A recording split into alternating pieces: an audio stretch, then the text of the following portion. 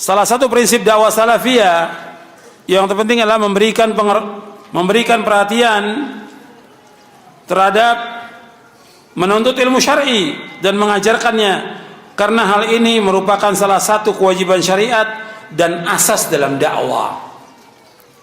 Asas dalam dakwah. Allah berfirman dalam surah Yusuf ayat 108. Untuk melihat ayatnya, surah Yusuf ayat 108, Allah berfirman, "Qul hadhihi sabili ad'u ila Allahi ala basiratin ana wa man ittaba'ani wa subhanallahi wa ma ana minal musyrikin." Qul hadhihi sabili, katakanlah inilah jalanku, inilah manhajku, inilah metodeku. Ad'u ila Allah, aku mengajak manusia ke jalan Allah. Ala basiratin, dengan dasar ilmu dan keyakinan. Ana wa man ittaba'ani, aku dan orang yang mengikuti aku. Wa subhanallahi wa ma ana minal musyrikin, Maha suci Allah dan aku tidak termasuk yang berbuat syirik.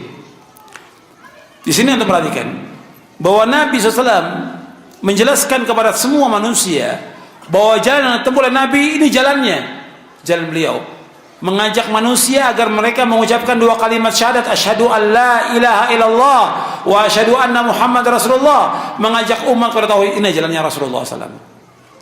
Ad'u ilallah, aku mengajak manusia ke jalan Allah. Perhatikan di sini. Ad'u, antum lihat ayatnya di sini.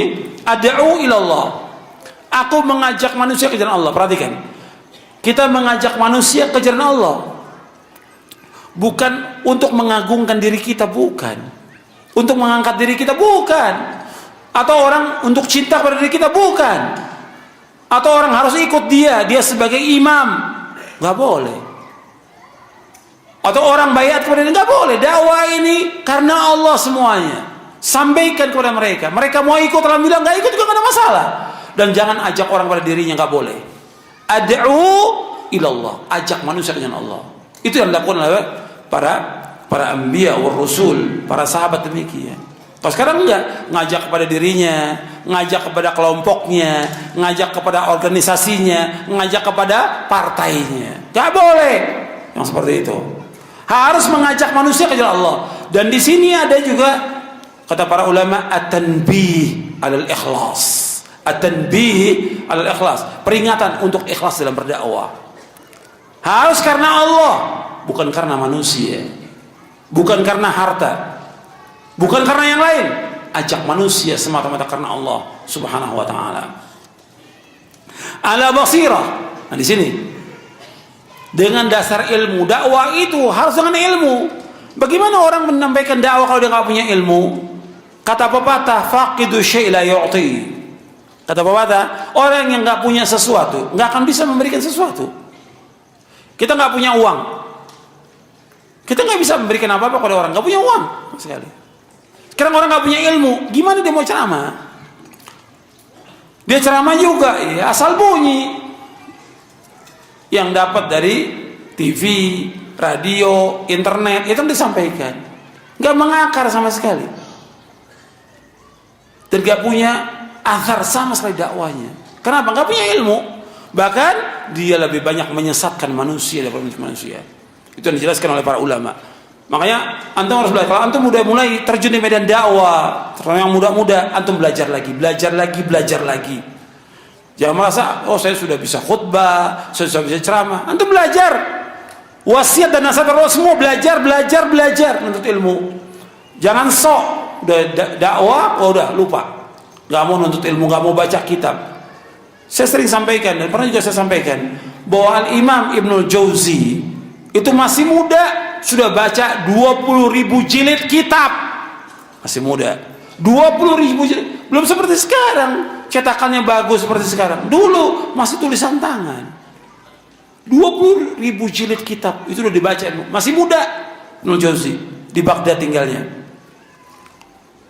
Dan saya tetap masih nuntut ilmu. Itu beliau sebutkan dalam bukunya, dalam kitabnya Saidul Khatir. Kita berapa kitab udah baca? Satu kitab nggak tamat, dakwah lagi. Satu kitab nggak tamat, kitab tauhid belum tamat, udah dakwah. Seandainya tamat juga nggak paham isinya apa. Ini masail apa isinya? Ini masail nggak tahu, udah dakwah. Ini muskilah medan dakwah. Ada yang nggak bisa baca kitab, nggak bisa bahasa Arab, dakwah. Ini terjadi di medan dakwah ini. Ini rusak akhirnya agama ini. Dibuat main. Apalagi kalau antum lihat di televisi, lebih rusak lagi sudah. Fatwa lagi.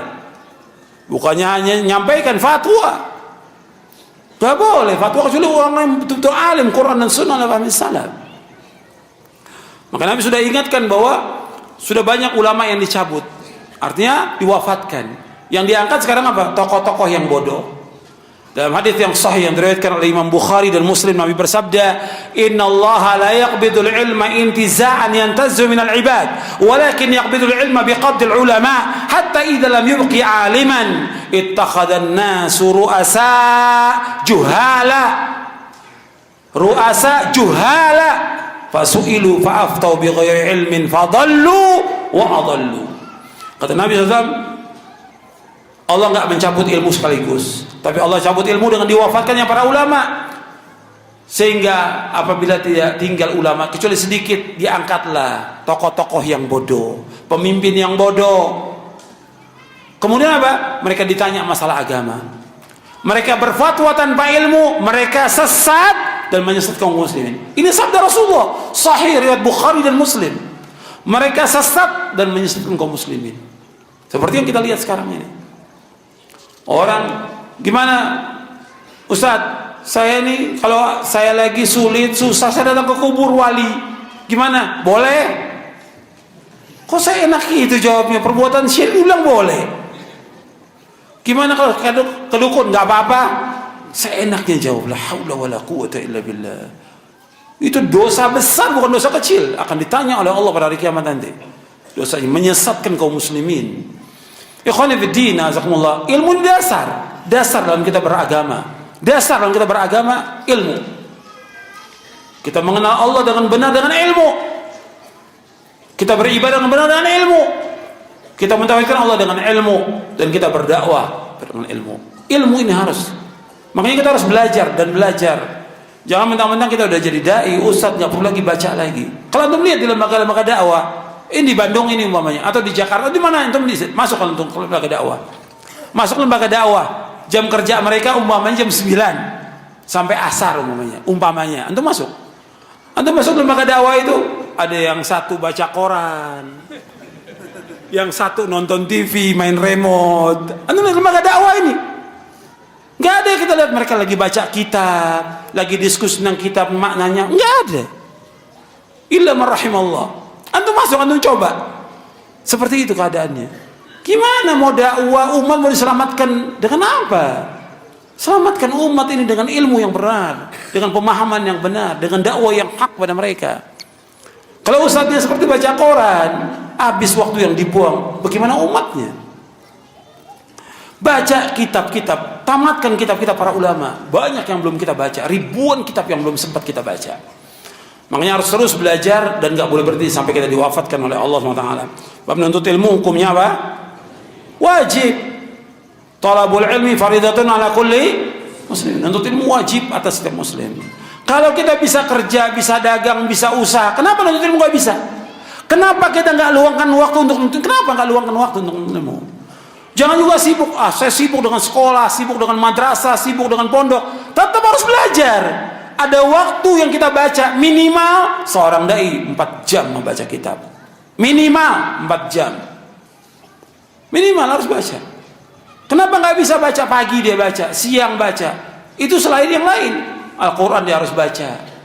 Hadis Nabi harus baca. Kitab-kitab juga para ulama salaf harus baca. Harus baca. Jangan disibukkan dengan kemana-mana. Ini sebentar jalan, sebentar main, sebentar nonton, sebentar main internet, sebentar main HP. Ya gimana waktunya habis untuk itu? Coba antum, waktu ini penting. Waktu itu dihabiskan untuk apa akan ditanya oleh Allah SWT. Saya pikir cukup, karena nggak semua bisa dijawab. Mudah-mudahan bermanfaat buat kita semuanya kajian ini, dan antum baca lagi di rumah. Mudah-mudahan Allah memberikan rahmat, memberikan barokah kepada kita, dan juga menetapkan kita di atas Quran wa sunnah ala fahmi salaf sampai kita diwafatkan oleh Allah Ta'ala. Kurang lebihnya saya mohon maaf. Wassalamualaikum Muhammadin sallallahu alaihi wasallam. Subhanakallahumma bihamdik asyhadu an la ilaha illa anta astaghfiruka wa atubu ilaik. Assalamualaikum warahmatullahi wabarakatuh.